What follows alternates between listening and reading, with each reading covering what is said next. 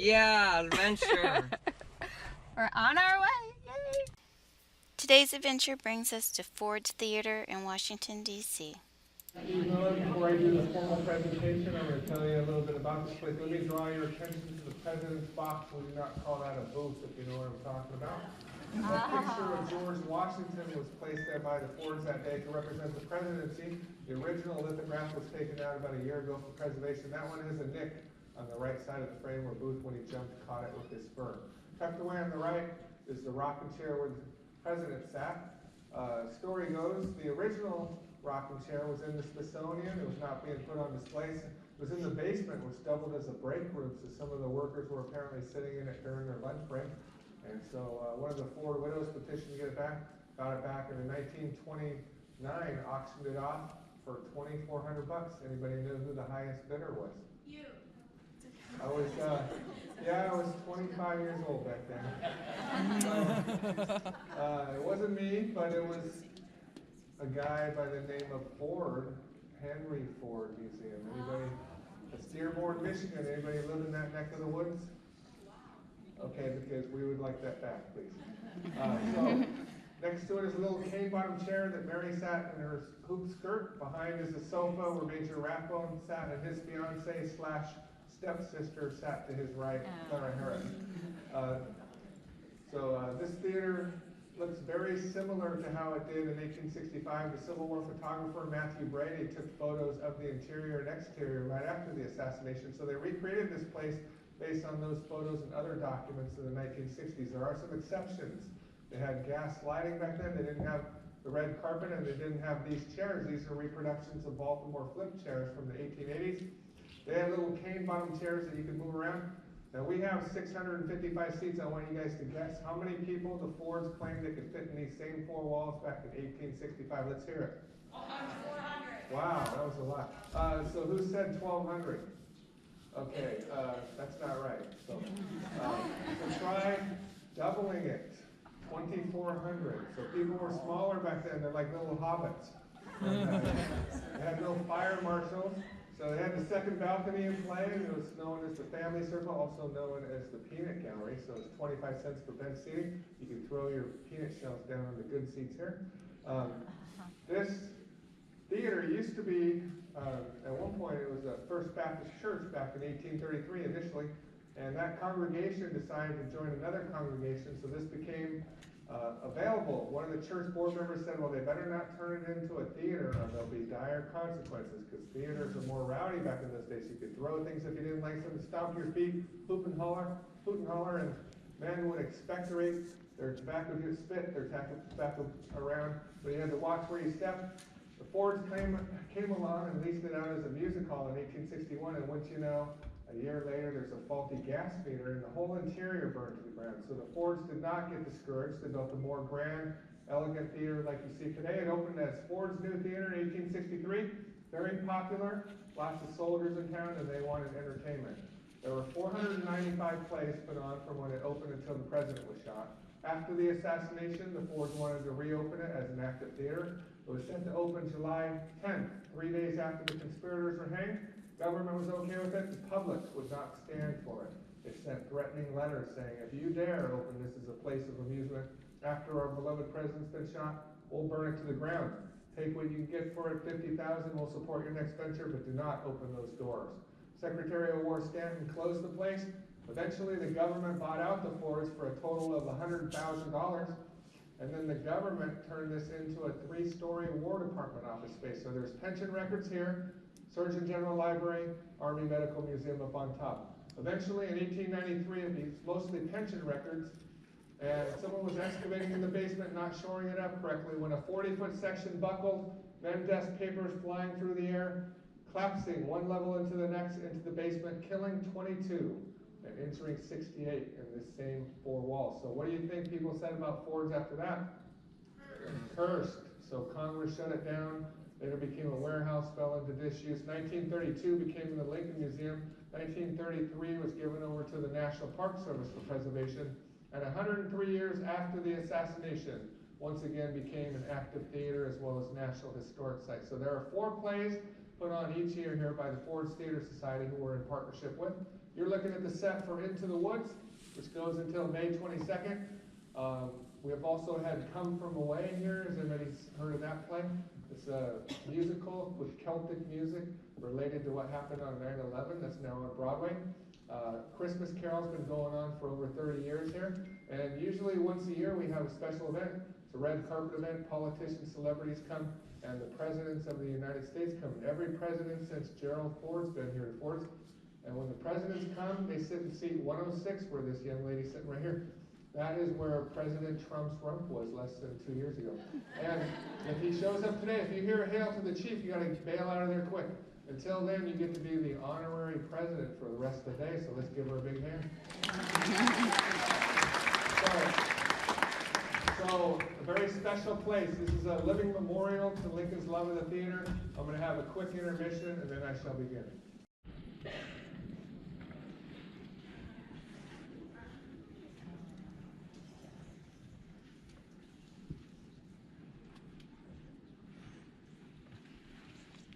If there's one thing that history has proven in this life, it is that there truly is nothing new under the sun.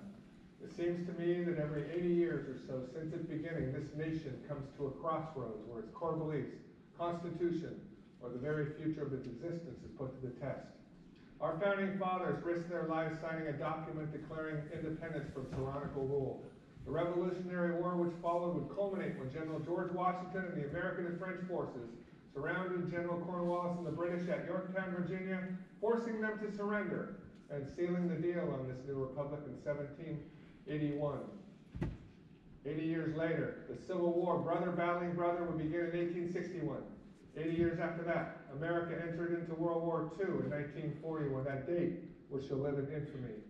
We shall see in the next 2 years if this pattern holds true, but I believe that every generation has had to pay a price for America's freedoms and blessings to continue. This place is a testimony to that cost.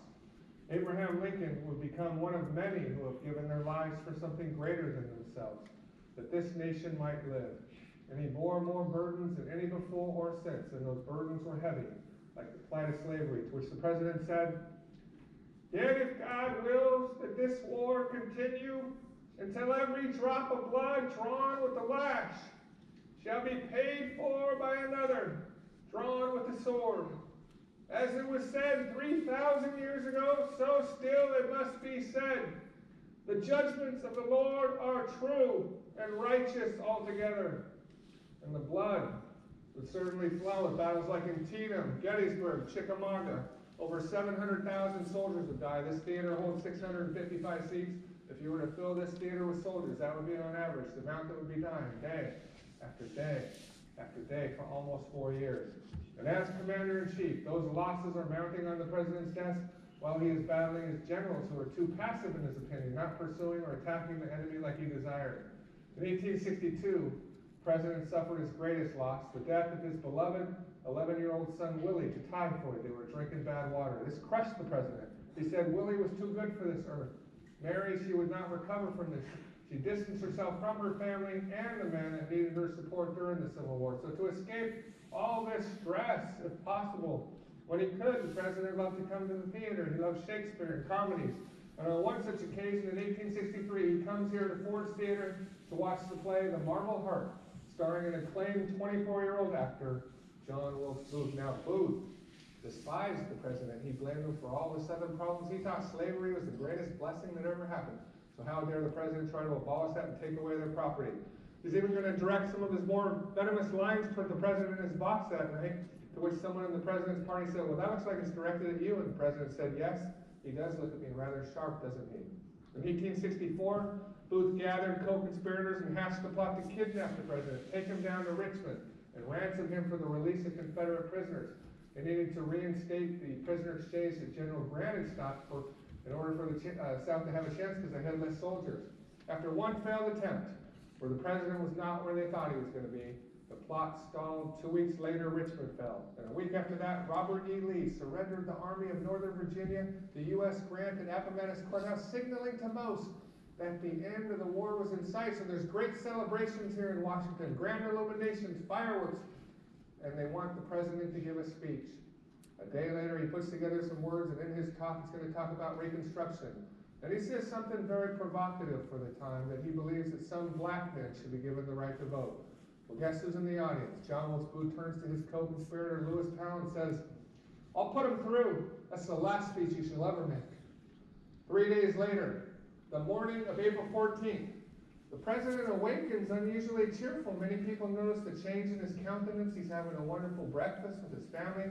Robert is there, his son, who was with Grant at Appomattox. The president wants to hear all the details of the surrender.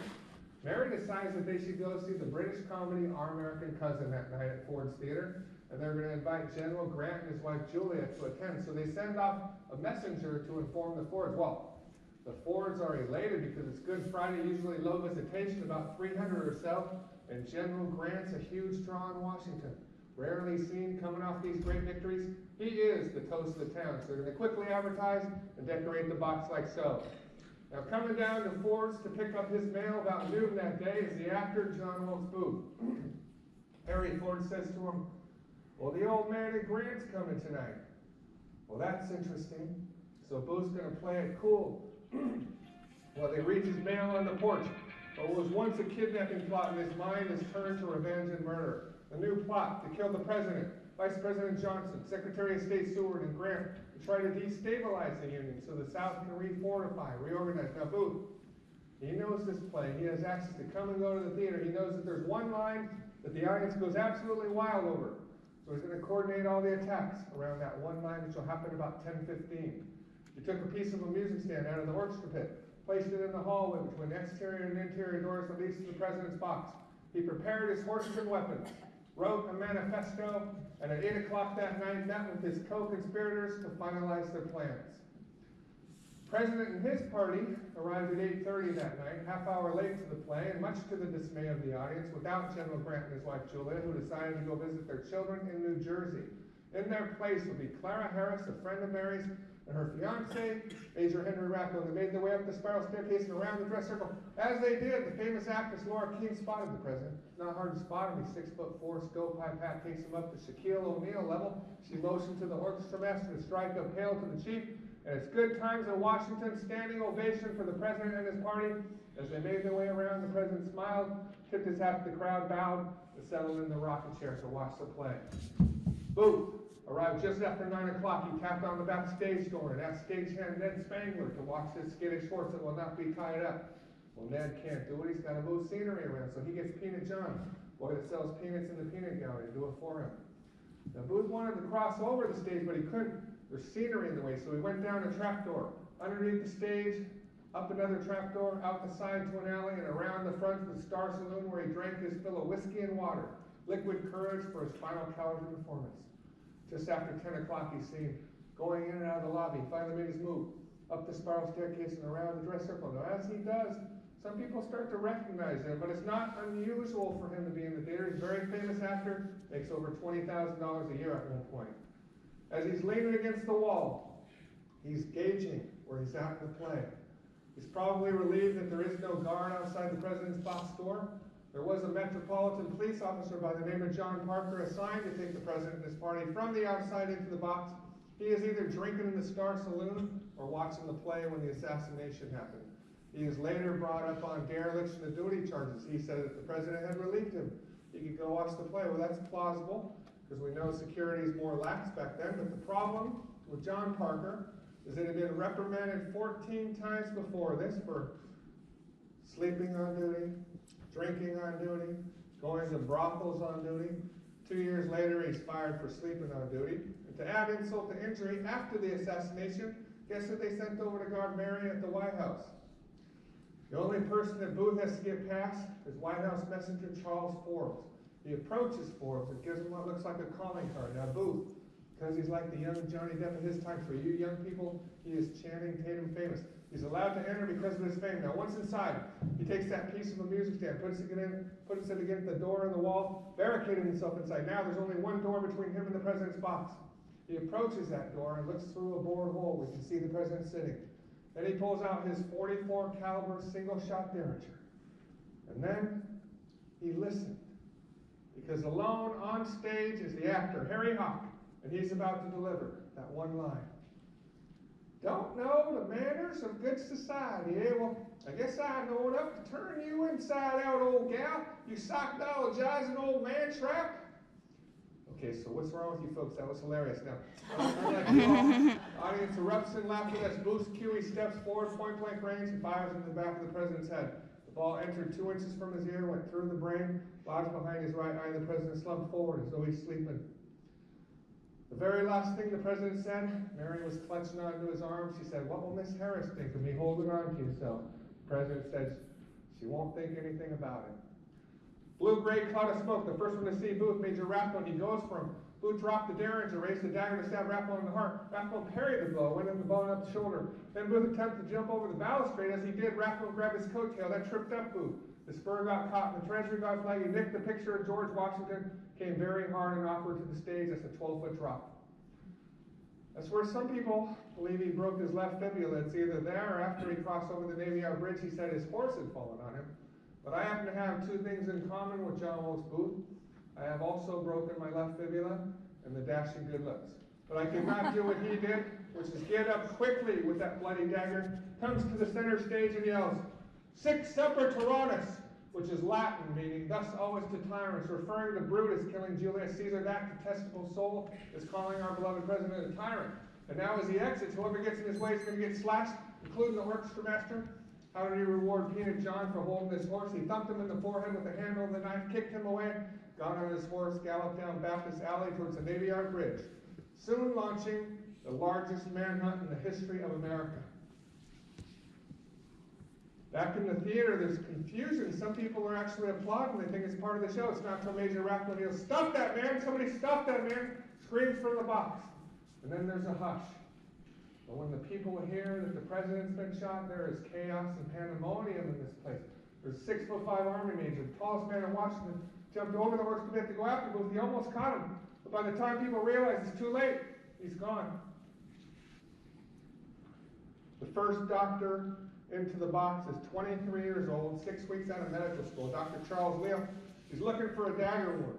Now, Major Rathbone, squirting blood everywhere from his one, he wants the doctor to attend this, but they're pretty much, "No, you're good." So they went to the president, put him on the box floor, and the doctor cannot find a dagger wound. So he looked into the president's eyes, and he saw that it was a massive brain injury. He felt for the wound, found the wound, stuck his pinky into the wound, dislodged a large blood clot that's going to help the president breathe and take the pressure off the brain. But it does not take the doctors long to realize this wound is mortal. There's no way for him to recover. So what are they going to do with the president? They can't have him die in the theater. This is the devil's playpen. Saloon next door, that's not finished. Dr. Leal overruled a carriage ride to the White House because the roads would be too harsh. So they're going to take him across, hoping to find a bed where they can treat him at one of the row houses. But the problem is now 1,700 people have poured out into that street. At one point, soldiers and doctors are holding up the president in the middle of the street, still not sure where to place him, removing a blood clot out there from his wound. When one of the tenants of the Peterson boarding house, Henry Safford, sees the chaos from his room, comes out to the stoop and he yells, "Bring him in here." So they took the president into the back room, placed him on the bed diagonally, his legs hanging off towards the wall. And then, it was just a matter of time. But the president's very strong. Doctors feel most people would die in less than 2 hours with this kind of wound. When they took off his clothes to examine him, doctors were very impressed with his arms, his chest. He's 56 years old, 170-something pounds. But remember, he was a frontiersman, rail splitter, excellent wrestler in his youth, and chased vampires with the best of them. He lasted 9 hours with that wound. Dr. Leal, he was honored for the way he cared for the president. He held the president's hand for hours, just in case the president, in his blindness, regained consciousness. He wanted to let him know he had a friend. But the 16th president of the United States of America, Abraham Lincoln, he did not regain consciousness. He died at 7:22 Saturday morning, April 15th. The next day was Easter Sunday, so preachers got the word. They compared the president to Moses, how he brought the Union to the Promised Land, but was not able to enter himself. They wrapped the president in an American flag, the stars over his face, 35 stars, put him in a pine box and took him to the executive mansion for the autopsy, which took place in the Prince of Wales room. Dr. Curtis wrote, As I lifted the brain out of the cavity of the skull, out through my fingers dropped this little black mass into the porcelain basin below, making a clattering noise. He said, there it was. No bigger than the end of my finger, dull, motionless, yet the cause of such mighty changes in the world's history as we may perhaps never realize.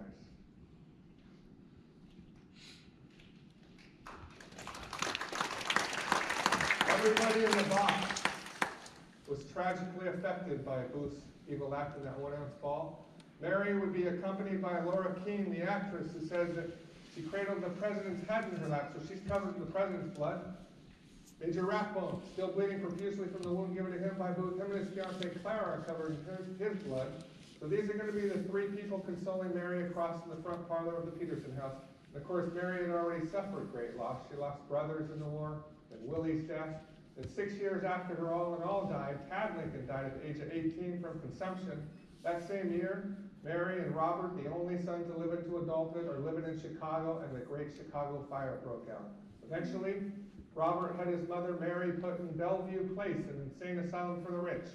And do mothers like it when their children put them in an insane asylum? They really don't, kids, so try not to do that at home. They'll have a very, very distant relationship until she died.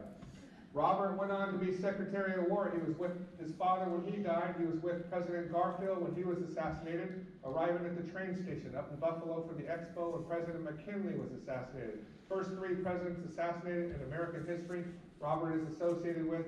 Presidents after that said, let's unfriend Robert. Major Rathbone, still bleeding, passed out from blood loss in the hallway of the Peterson house. If you're going to get wounded, try not to get wounded around a wounded president. He was taken to his home where he recovered physically, but emotionally he would not do well from that night forward. He's also a veteran of Antietam in Fredericksburg. Him and Clara married. They had kids, moved to Germany where he was the consul for the government. More and more he deteriorated. He blamed himself for what happened that day. Started to hear voices coming from behind pictures. She's worried he's going to take his own life, and he's worried she's going to take the kids and leave him. And just before Christmas, he went after the kids, most likely to harm them. She calmly got him away from the kids, told the governess, keep the kids inside, took him into the master bedroom, where he would pretty much reenact what happened in the president's box. He took a gun and shot Clara, a knife and stabbed her, then stabbed himself 5 times in the chest and the arm.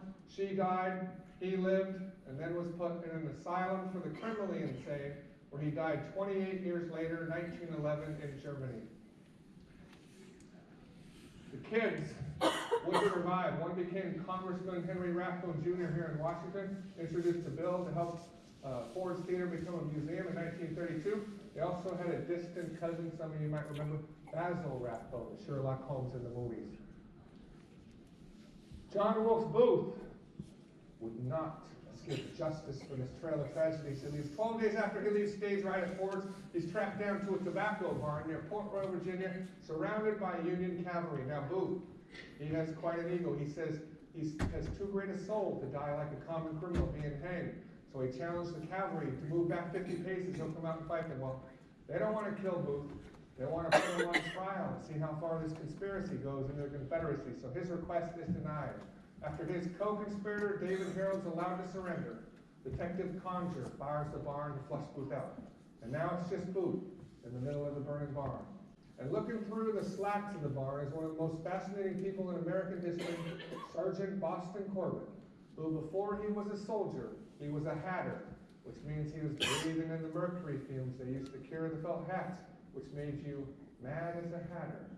He said he could see Booth, but was determined not to shoot him unless Booth made a demonstration to hurt someone. When that demonstration came, Boston said, when Booth raised his expensive carbine rifle towards one of the soldiers, Boston fired, aiming for Booth's shoulder, but he said Booth must have stooped.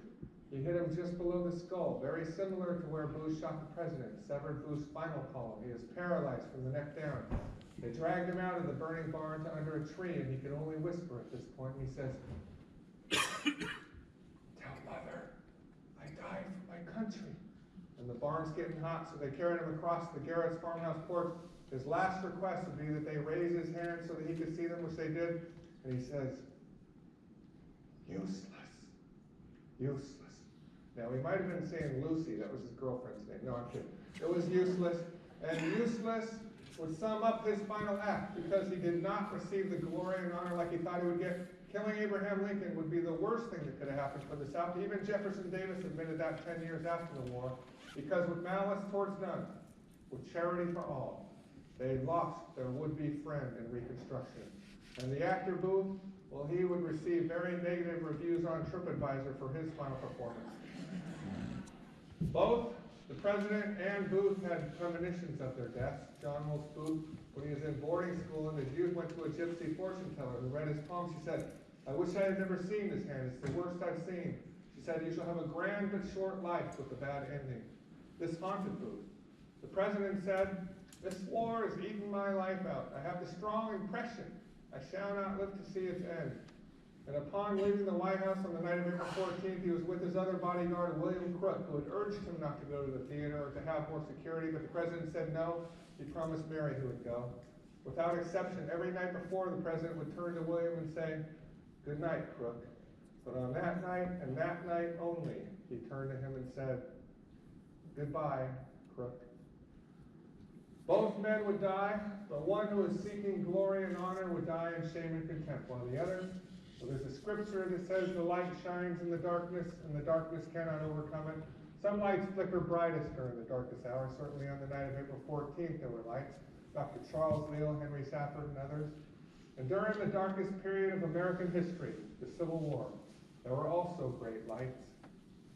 Clara Barton, Frederick Douglass, and that great light, which was Abraham Lincoln, which could not be extinguished that damp and foggy night of April 14th, it illuminates to this day.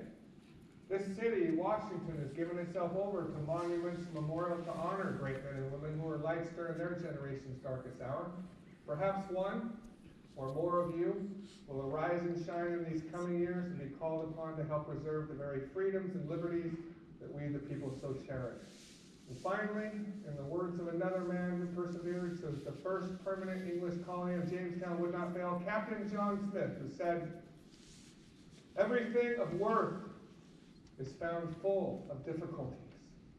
I'm sure that Abraham Lincoln would agree. Thanks, folks.